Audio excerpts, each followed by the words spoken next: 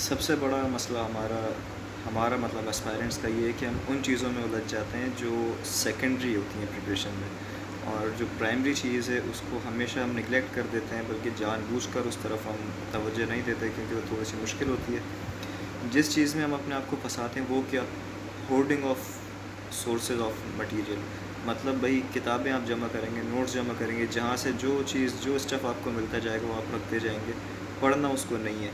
اچھا پڑھتے بھی ہیں تو پھر پڑھتے ہی چلے جاتے ہیں۔ بھائی آپ کوئی ایک اسپیسیفک سبجیکٹ سے ریلیٹڈ اگر کوئی بک پڑھ رہے ہو، یا کوئی لوگ آپ کو نیوز پیپر کا بتا دیں گے تو آپ 4 4 6 6 گھنٹے نیوز پیپر پڑھتے رہتے ہیں۔ کوئی یہ کہہ دے گا کہ بھئی آپ کو ناولس پڑھنے چاہیے تو آپ ناولس پڑھنا شروع کر دیتے ہیں۔ کوئی آپ کو ارریلیونٹ بکس بتا دے گا۔ ارریلیونٹ بکس سے مراد کہ آپ پہلے اپنے سبجیکٹ اورینٹیڈ چیزیں پڑھو، پھر اس کے بعد اگر آپ کے پاس ٹائم بچتا ہے یا آپ کو کسی چیز کی کمی محسوس ہوتی ہے تو پھر آپ ان چیزوں کی طرف جاؤ۔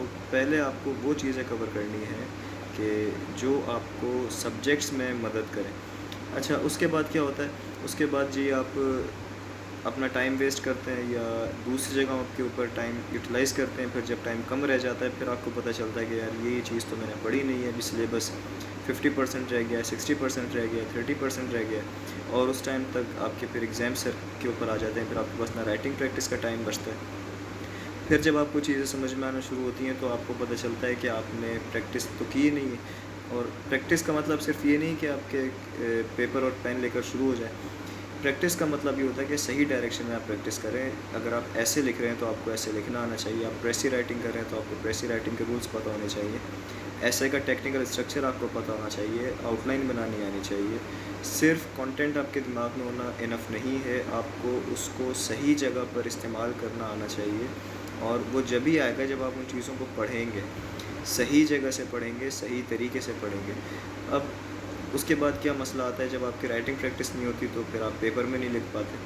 دماغ میں تو آپ کے ہزاروں آئیڈیاز ہوتے ہیں، ہزاروں آرگومنٹس ہوتے ہیں، لیکن 3 گھنٹے میں آپ اس کو جسٹیفائی نہیں کر پاتے اس اسٹینڈرڈ کے اوپر جو اسٹینڈرڈ آپ سے ڈیمانڈ کیا جاتا ہے پیپر میں۔ پھر یہی سارے ریزنز مل کر آپ کو فیلئر تک لے کر جاتا ہے۔ تو سجیشن میری یہی ہے کہ صحیح ٹائم کے اوپر صحیح چیز پڑھیں، اور کتابیں، نوٹس اور سورسز کے اوپر بھاگنے سے پہلے، اپنے اوپر مزید برڈن لادنے سے پہلے آپ بیسک ایلیمنٹس کو اسٹرانگ کریں، جس میں آپ کی انگلش گرامر ہے، آپ کی کمپریہنشن ہے، ریڈنگ اسکلس ہیں، آپ کی ہینڈ رائٹنگ ہے، رائٹنگ ایکسپریشن ہے۔ اس کے علاوہ جو ٹیکنیکل سبجیکٹس ہیں، خاص طور پہ انگلش کمپوزیشن اور انگلش ایسے، اس کے اوپر کام کریں کہ آپ ایسے لکھتے کیسے ہیں، اس کے رولز کیا ہیں، ان کا ٹیکنیکل ایک جو اسٹرکچر ہوتا ہے وہ کیا ہے، انٹروڈکشن کس طرح لکھا جاتا ہے، پیراگراف کس طرح لکھا جاتا ہے۔ پھر یہی چیزیں آپ کی باقی 10 سبجیکٹس میں کام آتی ہیں۔ اسی طرح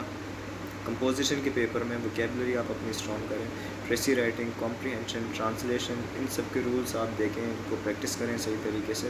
یہ چیزیں آپ جب کر لیں گے تو باقی 10 سبجیکٹس اور ان کا سلیبس کرنا کوئی آپ کے لیے پرابلم نہیں ہوگی۔ تو یہ چھوٹی چھوٹی باتیں، ان کو دماغ میں رکھ کر آپ اپنی تیاری کریں گے تو انشاءاللہ پرابلم نہیں ہوگی۔ اللہ حافظ۔